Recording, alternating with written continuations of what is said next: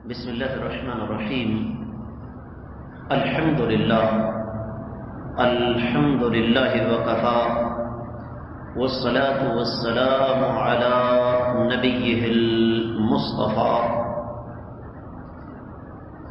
کائنات کے امام صلی اللہ علیہ وسلم کا طریقہ نماز، اس سلسلے میں آج کا 21واں سبق اور اس سبق کا آغاز مقتدیوں کے فرائض اور ذمہ داریوں سے ہوتا ہے،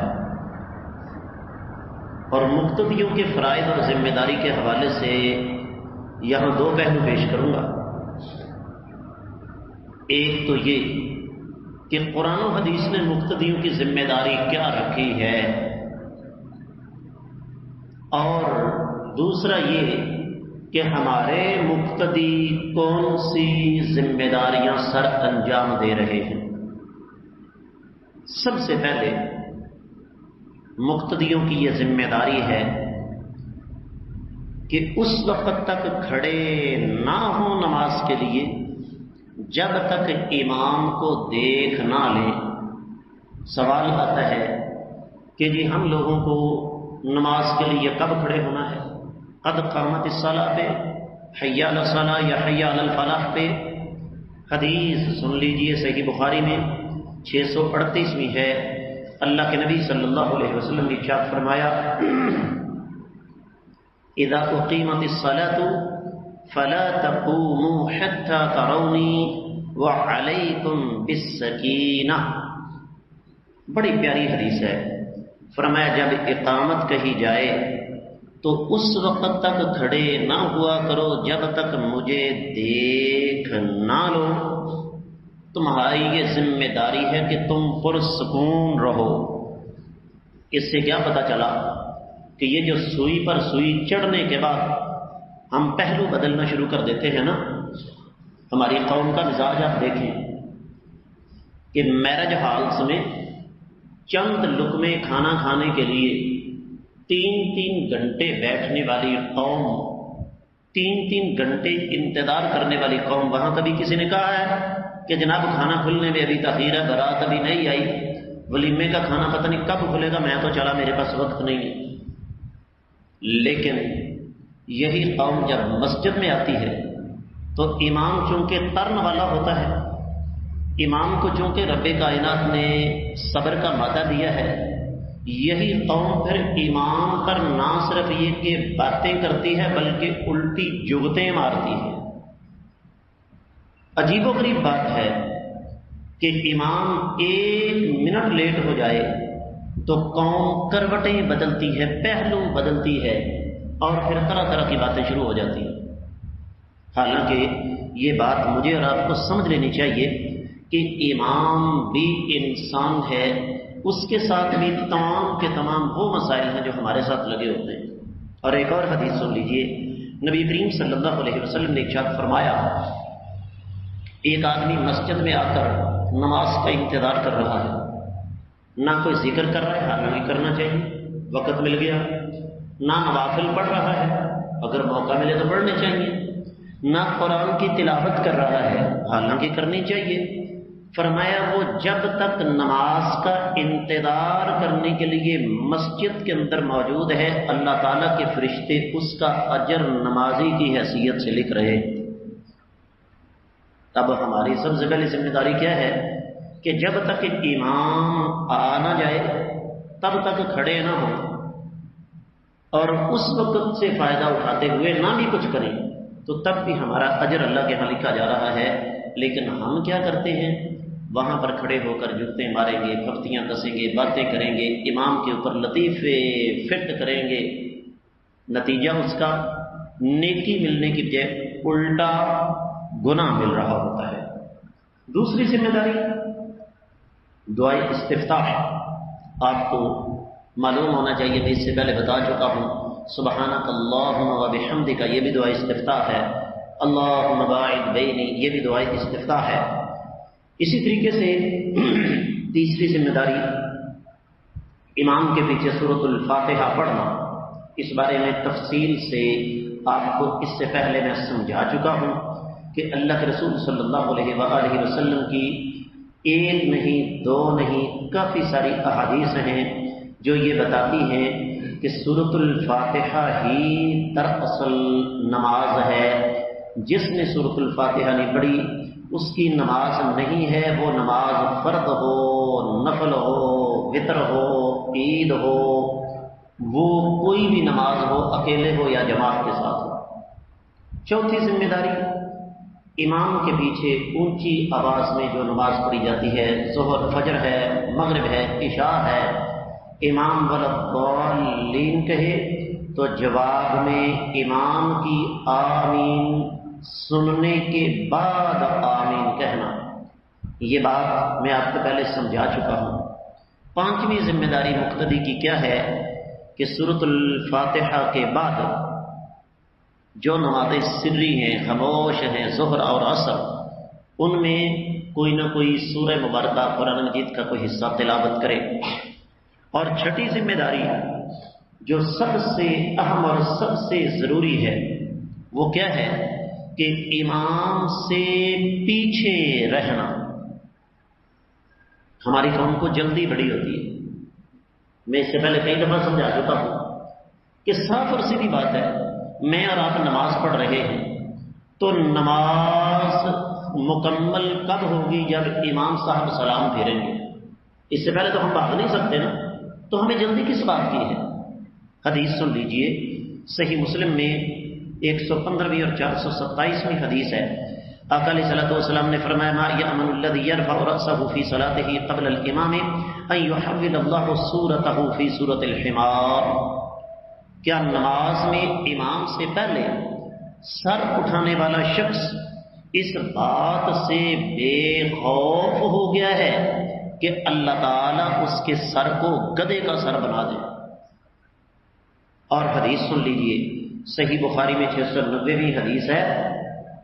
سیدنا براء بن عازب رضی اللہ تعالیٰ عنہ فرماتے ہیں کائنات کے امام صلی اللہ علیہ وسلم جب ہمیں نماز پڑھاتے، رکوع کے بعد آپ سر اٹھاتے، جب تک نبی علیہ الصلوۃ والسلام اپنا سر سجدے میں نہیں رکھ لیتے تھے ہم اپنی جگہ پر کھڑے رہتے تھے. اور ہماری صورتحال کیا ہے؟ امام نے لفظ اللہ کہا، اللہ اکبر پورا نہیں ہوا، ہم گڑم سجدے میں جا گرے. اول تو ہمیں کوئی بتانے والا نہیں، اور اگر کوئی بتائے تو ہم سنتے نہیں، اور اگر ہم سنیں تو ادھر سے سنا اور ادھر سے نکال دیا. وجہ کیا ہے؟ میں وجہ اس کی آپ کو بتا دیتا ہوں. وجہ یہ ہے کہ ہمیں دین اپنی مرضی کا چاہیے. اور یاد رکھیے، مسلمان جب یہ سبق پڑھ لے گا نا کہ میں نے دین کے مطابق چلنا ہے، دین کو اپنی مرضی کے مطابق نہیں چلانا، مسلمان اس وقت جنت کے راستے پر چل پڑتا ہے. اس لیے میں ایک مثال آپ کو دیتا ہوں. فرض کیجئے کہ قیام شروع ہوتا ہے، میں کہتا ہوں اللہ اکبر، آخری حرف را. جب آپ نے یہ لفظ سنا ہے اس کے بعد آپ نے حرکت شروع کرنی ہے.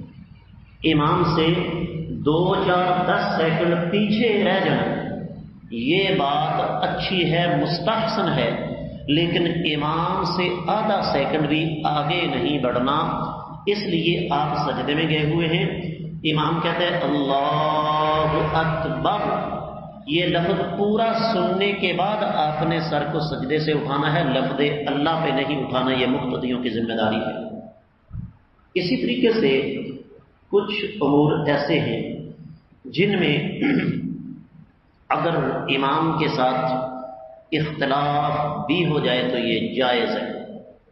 ان میں سب سے پہلے امام اگر فرض پڑھ رہا ہے تو مقتدی پیچھے نفل پڑھے، یا امام نفل پڑھ رہا ہے مقتدی پیچھے فرض پڑھ لے تو یہ جائز ہے.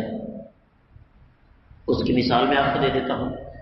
فرض کیجئے آپ سفر سے واپس آ رہے ہیں اور آپ نے سفر کے دوران نماز ادا کر لی ہے. آپ یہاں پہنچے، جماعت کھڑی ہے، اب امام فرض پڑھ رہا ہے، آپ اپنے فرض پڑھ کے آ چکے ہیں. آپ کہتے ہیں کہ جماعت کھڑی ہے، گھر جانا مناسب نہیں. ویسے بھی نبی علیہ السلام کی سنت یہ ہے کہ آپ علیہ الصلوۃ والسلام سفر سے واپس آتے تو آ کر سیدھے مسجد میں پہنچتے. تو آپ کہتے ہیں کہ میں وضو کر کے جماعت کے ساتھ شامل ہو جاتا ہوں. اب فرائض آپ پڑھ کے آ چکے ہیں، امام اپنے فرض پڑھ رہا ہے، ہم اس کے پیچھے جو پڑھیں گے وہ کیا ہوگا بھائی؟ نفل ہو جائے گا. اسی طریقے سے سیدنا معاذ بن جبل رضی اللہ تعالیٰ عنہ کے بارے میں صحیح بخاری میں 711ویں حدیث ہے کہ وہ عشاء کی نماز حضور نبی کریم صلی اللہ علیہ وسلم کے پیچھے ادا فرماتے تھے اور اپنے محلے میں جا کے عشاء کی امامت کرواتے تھے. اب 2 دفعہ فرض تو نہیں پڑھے جا سکتے. نبی علیہ السلام کے پیچھے نبی علیہ السلام کے بھی فرض اور سیدنا معاذ کے بھی فرض، اور جب محلے میں جا کے امامت کرواتے تو سیدنا معاذ رضی اللہ تعالیٰ عنہ کے نفل ہوتے تھے اور مقتدیوں کے فرض ہوتے تھے. آپ نے غور کیا ہوگا، تراویح کی جماعت کھڑی ہو نا تو بعض بھائی پیچھے اپنے فرض پڑھ رہے ہوتے. وجہ کیا ہے؟ کسی نے بتایا نہیں نا. بھئی اللہ کے بندو، آپ 2 رکعتیں امام کے ساتھ تراویح میں شامل ہو گئے، پڑھ لیں. جب امام سلام پھیر دے آپ اٹھ کے اپنی 2 رکعتیں پوری کر لیں، کم از کم 2 رکعتوں کا جماعت کا ثواب تو آپ کو مل جائے گا. اسی طریقے سے جو نمازیں ایک جیسی ہیں، مثلا ظہر اور عصر ہے، امام عصر پڑھا رہا ہے، ہماری ظہر کی نماز رہتی ہے، دونوں نمازیں دن کی ہیں، دونوں کی رکعتوں کی تعداد کتنی ہے جی؟ 4 ہے، اور دونوں نمازیں خاموش ہیں، ان میں ان کی آواز سے قرات نہیں ہوتی. آپ ظہر کی نیت کر کے امام کے ساتھ شامل ہو جائیں، امام کی عصر آپ کی ظہر. جب امام سلام پھیر دے آپ کی سلام پھیر دیں، ہو سکتا ہے پیچھے سے کسی کی نماز رہتی ہو، آپ اس کے ساتھ عصر کی جماعت کروا لیں گے، اگلے بعد میں پڑھ لیں. اسی طرح اگر امام کسی عذر کی وجہ سے بیٹھ کر نماز پڑھا رہا ہے، ہو بھی سکتا ہے، اور مقتدی کھڑا ہو کر نماز پڑھ رہا ہے، یا امام کھڑا ہے اور مقتدی بیٹھ کر پڑھ رہا ہے، تو اس میں کسی قسم کا کوئی مسئلہ نہیں. صحیح بخاری میں 713ویں حدیث ہے، نبی کریم صلی اللہ علیہ وآلہ وسلم جب زندگی کے آخری ایام میں بیمار ہوئے تو آپ علیہ الصلوۃ والسلام نے فرمایا، مروا ابا بکر فلیصلی بالناس، جاؤ میرے ابو بکر سے کہو کہ لوگوں کو نماز پڑھا دے. سیدہ عائشہ رضی اللہ تعالیٰ عنہ بولی، آقا مجھے یہ بتائیے کہ آپ کی زندگی میں میرے ابا کے اندر اتنی ہمت ہے کہ وہ آپ کے مصلے پر کھڑے ہو جائیں. آپ نے پھر فرمایا، سیدہ عائشہ نے پھر وہی جواب دیا. آپ نے تیسری دفعہ فرمایا تو سیدنا ابو بکر مصلے پہ کھڑے ہوئے. آقا علیہ الصلوۃ والسلام بے ہوش تھے، ہوش میں آئے، فرمایا مجھے لے چلو. آپ علیہ الصلوۃ والسلام سیدنا ابو بکر رضی اللہ تعالیٰ عنہ کے ساتھ بائیں طرف بیٹھ کر نماز پڑھا رہے تھے. اب صورتحال یہ بنی کہ نبی علیہ السلام سیدنا ابو بکر کی امامت کروا رہے ہیں اور سیدنا ابو بکر لوگوں کی امامت کروا رہے ہیں. اسی طریقے سے اگر امام کھڑا ہو کر نماز پڑھا رہا ہے، ہم میں سے اگر کسی کو کوئی چوٹ لگی ہے، بیماری ہے، یا بزرگی کی وجہ سے کوئی بیٹھ کر نماز پڑھنا چاہے تو یہ جائز ہے. اسی طریقے سے مقتدیوں کی 7ویں ذمہ داری یہ ہے کہ امام کی آواز کو مقتدیوں تک پہنچائیں. بس اوقات اسپیکر سسٹم تو آ جائے ہیں، پہلے نہیں تھے، بہت بڑی جماعت ہوتی ہے. آپ نے بیت اللہ مسجد نبوی میں دیکھا، آج بھی یہ سلسلہ موجود ہے. امام اللہ اکبر کہتا ہے، پیچھے مکبر اونچی آواز سے اللہ اکبر کہتا ہے. یہ اس دور سے سنت چلی آ رہی ہے. امام کے پیچھے چوتھی، پانچویں یا چھٹی صف میں جہاں تک امام کی آواز پہنچ جائے وہاں سے پیچھے آواز پہنچانا. لیکن یہ کب؟ امام کے لفظ اللہ کہنے پر نہیں، یہ بھی ذہن میں رکھیے گا. امام کہے اللہ اکبر، یہ مکمل کر لیا، اس کے بعد پیچھے سے کوئی اللہ اکبر کہہ کے آواز پہنچائے گا. اور یہ بھی صحیح بخاری میں 712ویں حدیث موجود ہے. اللہ کے رسول صلی اللہ علیہ وسلم جب بیمار ہوئے تو اسی حدیث میں اس بات کی صراحت موجود ہے.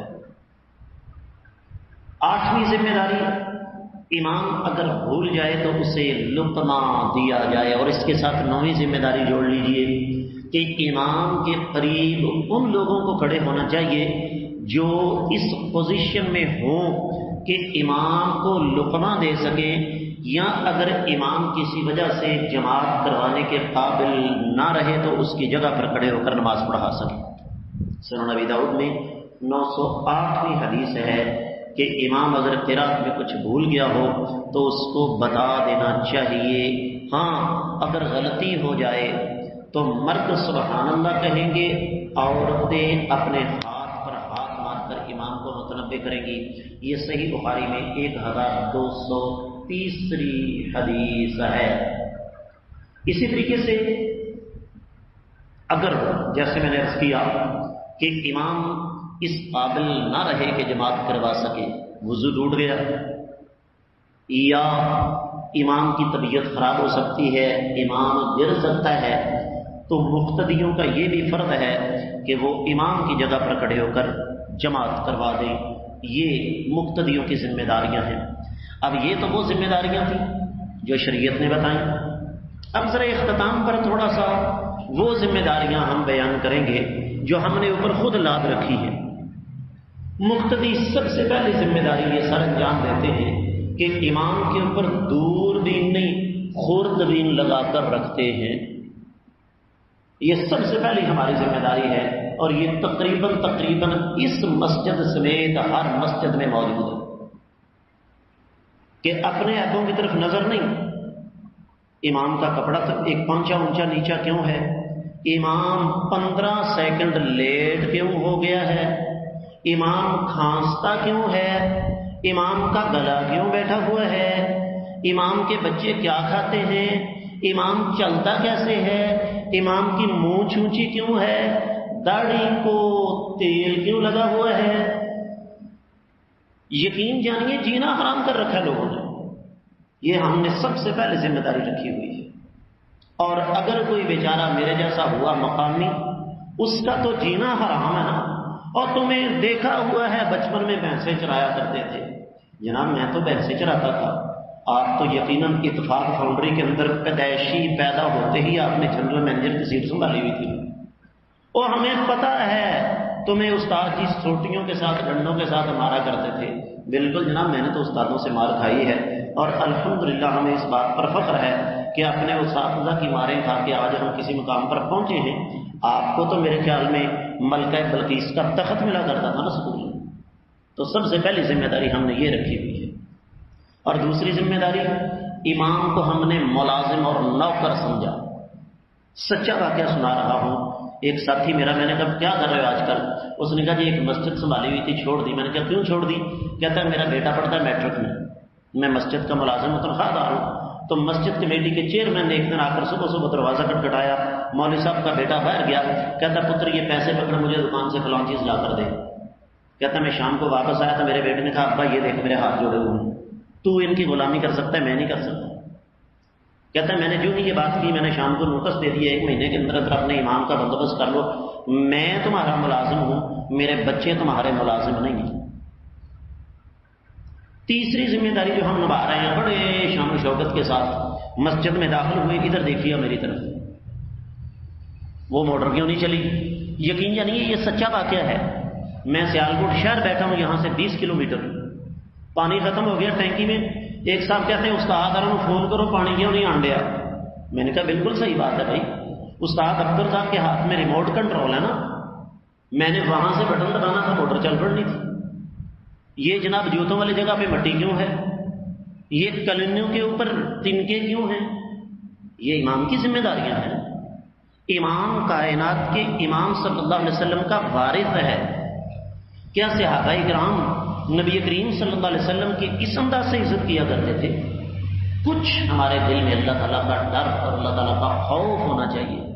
آج لوگ اپنے بچوں کو اس وجہ سے دین کی طرف نہیں لاتے، ہمارے رویے، ہمارے سلوک اور ہمارا طرز زندگی، ہمارا جو لوگوں کے اماموں کے ساتھ جو ہمارا سلوک ہے، اس وجہ سے لوگ اپنے بچوں کو دین کی طرف نہیں لا رہے۔